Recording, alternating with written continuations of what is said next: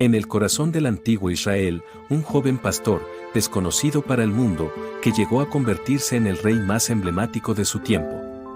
Pero detrás de sus hazañas en el campo de batalla y de su trono dorado, se esconde una historia mucho más profunda, una que transformaría no solo su destino, sino el alma de una nación. David, el hombre que, según las Escrituras, tenía un corazón conforme al de Dios, vivió un avivamiento que cambiaría el curso de la historia. Esta es la historia del hombre que conmovió a Dios. Una historia de caídas, redención y el misterioso poder del verdadero avivamiento.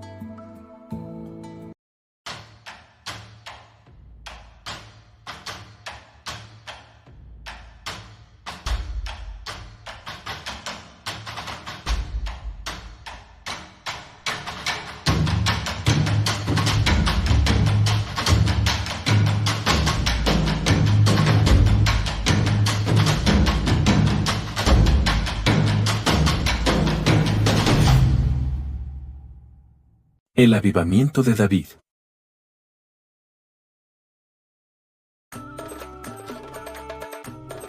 Antes de conocer cómo surgió este gran avivamiento, es necesario conocer en qué situación se encontraba Israel. Con la coronación de Saúl como el primer rey de Israel, la esperanza de un pueblo que anhelaba estabilidad y fortaleza parecía haberse cumplido. Alto, imponente y con todas las cualidades externas de un líder, Saúl fue el elegido para guiar a las tribus dispersas hacia una nación unida y poderosa. Sin embargo, detrás de su apariencia majestuosa se escondían profundas inseguridades y una creciente desconexión con lo divino, elementos que pronto llevarían a Israel a un tiempo de caos y decadencia. Israel, antes de tener un rey, vivió bajo un gobierno teocrático. Es decir, que Dios gobernaba sobre ellos. Lo hacía a través de sus leyes y sus profetas. El pueblo había recibido en el Sinaí los mandamientos, y Dios esperaba que ellos vivieran en obediencia y fidelidad a Él. En este momento, el gobierno humano era innecesario, ya que en Éxodo 19:6, Dios les dice: «Y vosotros me seréis un reino de sacerdotes y de gente santa». Este versículo resume la visión teocrática de Dios para Israel. Una nación consagrada a Él, dirigida por sus preceptos mediante sus profetas y sacerdotes. El tiempo de los jueces fue un periodo que se caracterizó por la anarquía y por la falta de un liderazgo centralizado. Cada tribu vivía de manera autónoma y el pueblo repetidamente se apartaba de los caminos de Dios, causando esto opresión, después arrepentimiento y después liberación por parte de Dios. En la Biblia hay un versículo que describe esto de manera muy clara y está en Jueces 21:25 y dice: «En aquellos días no había rey en Israel, cada uno hacía como bien le parecía». Este versículo muestra de manera muy clara el caos y la desorganización del periodo. Como resultado de una inmoralidad fluctuante, la constante caída en la idolatría.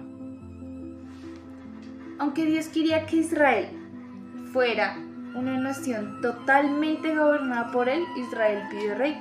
Eso se encuentra en el primer libro de Samuel, en el capítulo 8, donde Israel pide rey, ya que Samuel se encuentra anciano y sus hijos no siguen sus caminos. Se encuentra en el capítulo 8, en el versículo 5. Y le dijeron: «He aquí tú has envejecido, y tus hijos no andan en tus caminos. Por tanto, constitúyenos ahora un rey que nos juzgue como tienen las demás naciones». Aunque Dios permitió que Samuel ungiera a Saúl como el primer rey de Israel, esto constituyó un rechazo total al gobierno divino, ya que en el versículo 7 Dios le dice a Samuel: «Oye la voz del pueblo en todo lo que te digan, porque no te han rechazado a ti, sino a mí me han rechazado para que no reine sobre ellos».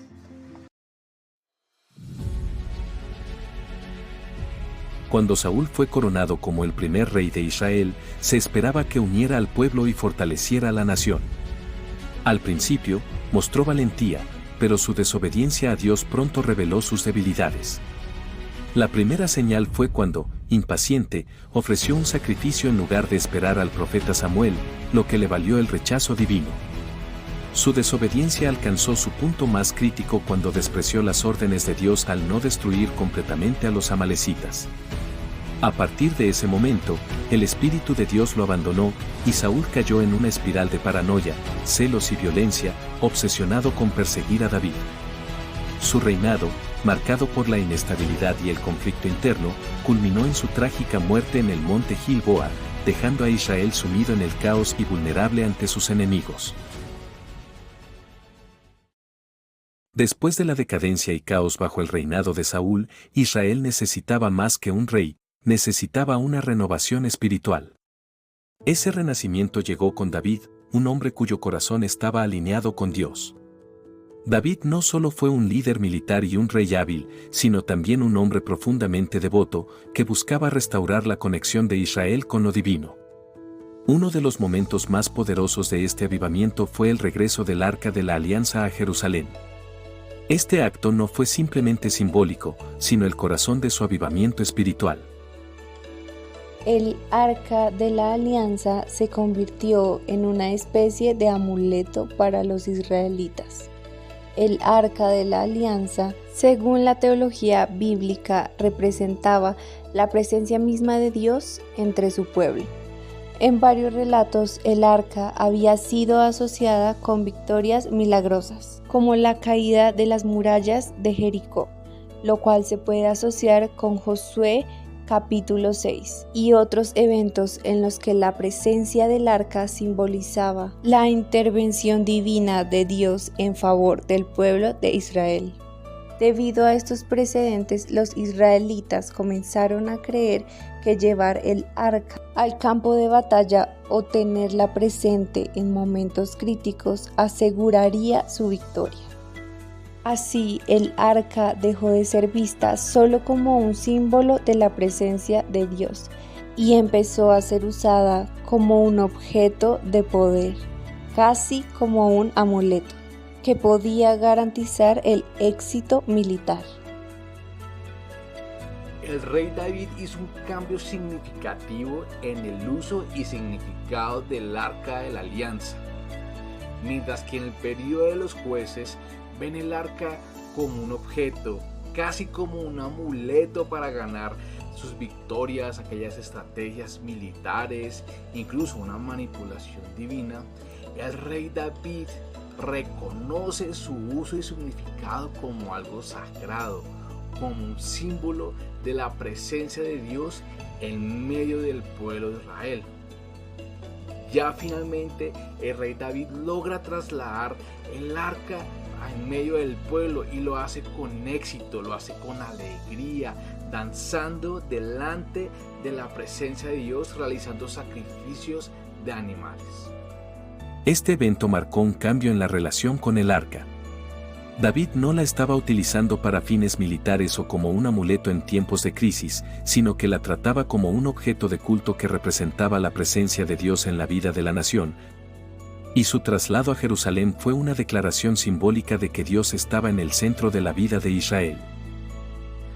El arca representa la presencia de Dios en el pueblo. Esta es la vida central del pueblo. Y gracias a esto el pueblo volvió a sus raíces espirituales. El uso que David le dio al arca enfatizó en que la presencia de Dios no puede ser manipulada. La presencia de Dios no se activa simplemente con tener el arca física, sino que debe ser obediencia, respeto y la correcta adoración que activa la presencia del Señor. El traslado del arca de Jerusalén y establecimiento allí como parte central del culto es la intención de David de devolverle el lugar principal a Dios en el pueblo de Israel.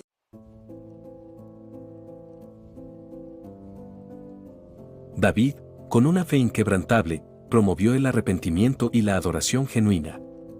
Escribió salmos que todavía resuenan hoy, invitando al pueblo a volverse a Dios en los momentos de triunfo y en la adversidad.